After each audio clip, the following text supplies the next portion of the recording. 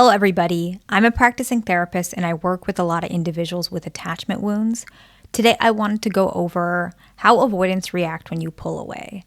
And particularly the reason why I wanted to go over this topic is because I feel like there's a lot of misconception surrounding this topic. Now, a lot of individuals who are anxiously attached are in relationships with avoidantly attached and vice versa. And so what ends up happening is these two individuals have a very different perspective of love, pulling away, attachment, connection, intimacy, commitment, right? Very different, tends to be very opposite almost. And so a lot of individuals who are anxiously attached, they tend to believe that love can be obtained by other means, such as indirect means, such as pulling away or making some behavior to where you will get your needs met. Anxious individuals are very attuned to the needs that they don't have met. And the reason why is typically in childhood, the children, infants, toddlers, whatever age where this occurred, which usually is very early in their life, very early, their caregiver, unfortunately, did not respond to them until that child acted out very what we call in psychology, like the word tantruming. It's not a negative term, but it happens a lot in child psychology where the child expresses himself overtly to allow their caregiver to understand their needs are not being met. And so they were conditioned that this is how you get your needs met. You have to make some sort of behavior. And they were very hyper-focused on their needs not being met because their caregiver was neglecting them, right, typically. And so if they were not hyper-focused on their needs, their caregiver would never be able to give their needs. They had to take accountability and action for their own needs. And so anxious individuals still feel like that's how things work in relationships, which it's not. It shouldn't be. So they think if they do not react or make some action to get their needs met, their needs will never be met. And so that's why a lot of anxious individuals or people who used to be anxious, who make videos or give descriptions, they don't recognize it's still the remnants of their attachment style to believe that you have to make some sort of action to get your needs met. Now, in action, a lack of action can sometimes also get your needs met. And so in anxious individuals' mind, they're trying to figure out, why does when I pull away, sometimes the avoidant individual reacts? And usually it's because you are less perceived by the other partner as somebody who depends and needs them entirely. And so the avoidant individual may feel safe. However, this can backfire. And I'm going to get into that through this video. So the very first aspect about this, and I think it's where the mystery and confusion kind of plays into it, avoidant individuals at first, they may react, right, at first, trying to resolve the issue. So let's say an anxious individual, and fearful avoidants do this too, but much more common with anxious, right? Let's say they feel upset that their partner is not responding to their text message. So what they do is they also don't respond, right? And so it's possible, typically can happen, avoidance may react and try to resolve that issue. However, what happens is as time goes on, the avoidant individual, they sense that this is not genuine and they may actually start recognizing that this is an attempt to gain their attention or affection. And actually, avoidant individuals don't like this at all. They don't like that there's something indirect. They don't like beating around the bush. They perceive this as a sign of dishonesty and control and manipulation. And so what ends up happening is they will shut down, leave, or struggle to trust you. And actually, overall, this will make them, how would I describe it, kind of detach from you further.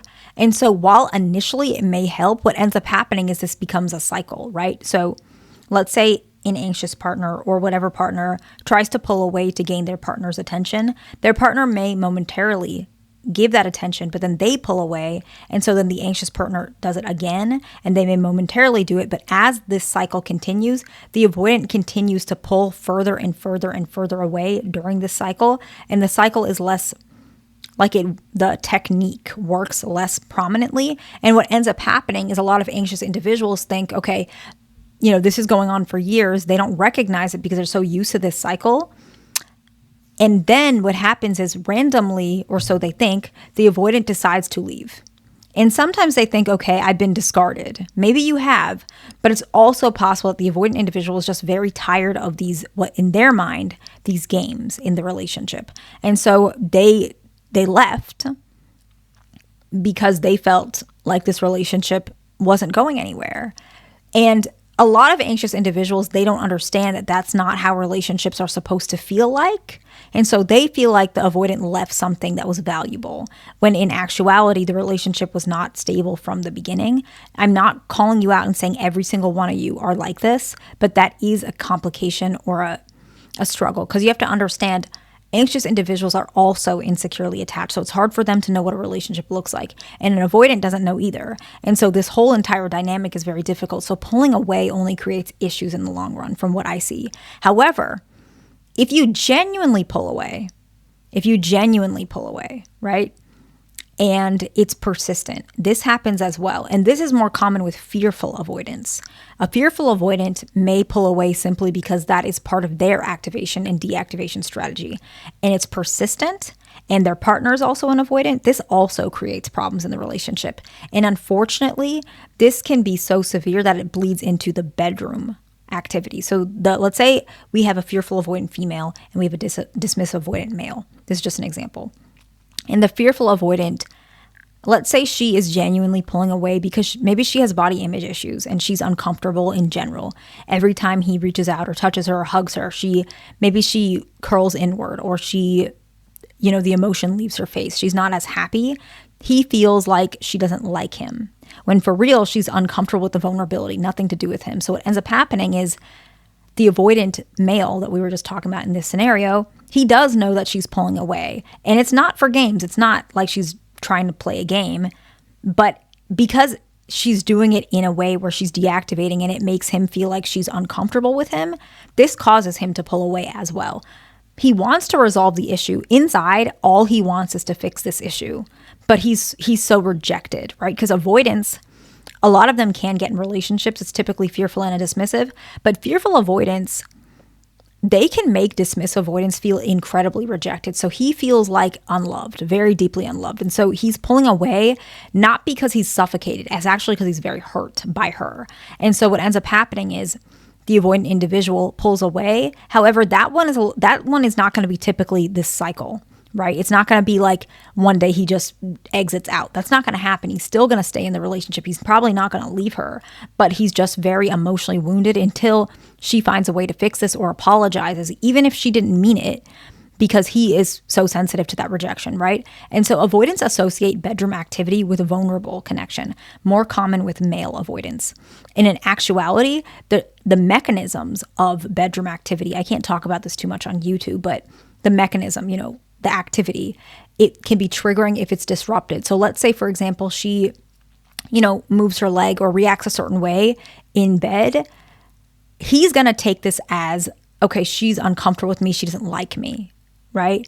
And typically any issue like this, especially dismissive avoidance, and if their partner is fearful avoidant, it just makes it so much worse.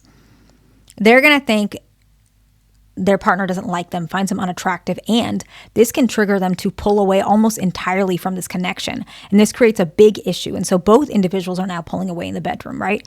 And it can create issues for avoidance because that's how they feel connected to their partner when they feel really safe. And so if you're a fearful avoidant and you have an issue with connecting in the bedroom, or, allowing your partner to physically hold you and you feel like you're pulling away or you're running away from them, recall that this creates a lot of issues with your partner, and they're going to pull away as well. And when you both pull away, what ends up happening is this area, because both types of avoidance like to put things under the rug, it becomes an issue that persists. And you as a fearful avoidant, it may not bother you as much, but the dismissive avoidant, what ends up happening is they feel more and more unloved by you and rejected by you. And truly what they want is some sort of acknowledgement and you trying to right their wrong. So if you notice that this is happening, reassurance is very helpful. All that you have to do to mention while you're pulling away, mention it's not, I enjoyed it. It had nothing to do with you. I enjoyed activities with you. I enjoy when you hug me. I just, I have my own issue that comes from X, Y, and Z. It has nothing to do with you. And so pulling away in this regard, even if it's genuine and there's no games involved, it still creates issues, okay? Because it's persistent, right? If it's not persistent, then it may not cause as much issues. And we're going to talk about that next. So if you pull away momentarily, sometimes what happens if you're an anxious partner, the avoidant may find that kind of refreshing, right? And I'm going to talk about that a little bit in more details. But if you pull away momentarily and you're not anxious, if you're another avoidant or if you're secure, this can still create issues for an avoidant individual, the partner, because they're not suffocated by you. If you're secure or fearful avoidant, especially if you're fearful avoidant leaning dismissive and your partner is a DA, dismissive avoidant, they don't feel suffocated by you. In fact, there's a part of them that yearns to want more of you. And so by you pulling away momentarily, it's very important to address with your partner, hey, I've actually been busy. It has nothing to do with you. We are fine. I was just stressed at work. This creates a very trusting environment for your partner, and that will create a depth of connection. So that means you took your pulling away momentarily as a form of connecting if you're a fearful avoidant, especially if you're leaning dismissive and your partner is also a dismissive avoidant. They will not, appreciate you pulling away. However, the last point that I think is, well, not the last point, because I probably will add one more. One of the last points is if you're an anxious partner and you pull away, and a lot of you guys who are anxious will know this actually does help with your partner to get closer to you. And I'm going to explain why. Anxious individuals want a lot more connection, which is good. It's a good trait, but it's a lot more than an avoidant can handle, right? It has nothing to do with you. It's their own threshold, right? And so if you're an anxious partner and you pull away, this actually does help with your relationship because it adds balance to the issues that y'all were having in terms of connection and space. Not necessarily a game, but just you putting back a little bit just to allow your partner to feel a little safe. So you're doing this genuinely. This could mean maybe not texting every single detail about your day. I know anxious individuals, they really like to do that. And I think it's endearing, but avoidant individuals, it's a little complicated for them. It's hard for them to understand why you do that. So maybe just text a smaller text, how have you been? How was work? Good morning. What's been going on with you? How was your weekend away with your friends? Like just small things, not entire details about, how was your day? My day was awful. My boss was mean to me. I was working this shift and I was really stressed out. I couldn't get this done. Too much details makes an avoidant feel insecure, actually. And I'm going to explain that. They feel insecure because they think, how come you can talk so much about your detail and I feel like I don't have anything to say? Is there something wrong with me? How come you can talk about so much details in your life? Do you like me more than I like you? That's an insecurity they'll have, and they'll feel guilty. They may feel like, am I not good enough for you because I can't talk as much as you do? That's another insecurity. That's usually the insecurity they'll have is they'll respond similar to, I can't give you what you need, right? I'm sure you guys have heard that. It's because of this insecurity they're feeling. So it's very important that you back off a little bit. Sorry if the word back off is harsh. Probably shouldn't have said that. If you back up a little bit, maybe that's a little better. And just detach slightly. Doesn't mean you're not going to give them your love or show them you care about them, but maybe just not so much texting. Example, maybe it could mean asking for reassurance a little less frequently than before. It's important to reduce these behaviors, out of wanting the relationship to be balanced, not out of spite. Because if it's spite, it's going to be the same issue we talked about with issue number 1, where they may react at first, but eventually they're going to feel manipulated and controlled, and they're going to leave. Typically, right? And so we want to make sure it's out of balance because they can sense that you're doing it out of warmth and care and not because you're testing them, right? Avoidants are very sensitive to negative emotions. That's why they shut down from arguments. And so they will sense if you have a negative emotion about what your motivations are, typically, and it will eat them up, which is why they tend to leave. So if you're doing something out of spite, it will cause more issues down the road. Sorry about the camera shake. And the very last one, this one is another version of pulling away and how they will react to it. And this one is about timelines. And I've talked quite a bit about timelines. And I actually believe that if you back up a little bit about timelines, your partner will be more willing to get close to you. So I actually do agree in this one. I've talked about it so many times, right? Adjusting your timelines and being more lenient about those timelines. So maybe you want to get married before 26. Maybe adjust that timeline because your partner has a different timeline. Adjust it because that doesn't mean you're never going to get married. It just means you might be a little later than you expected, and that's okay, because what ends up happening, if you want to stay with your partner, if you don't, get another partner that can meet that timeline, and that's good as well. Because I'm never telling you to stay with somebody who mistreats you, okay? But if you're willing and you think, okay, my partner's changing, things are doing well, I can adjust my timeline and be a little bit lenient, because what ends up happening is an avoidant will be more willing to meet you in the middle since they feel like their choices are part of the equation. Avoidant individuals, which a lot of you guys may not know, they don't feel like their choices matter in the relationship. They think it's all about you. I know anxious partners especially are going to be like, what? I do so much for my partner. How do they think it's all about me? Avoidant individuals do not show you a lot about how they really feel. I'm just being honest with you. They don't show anybody.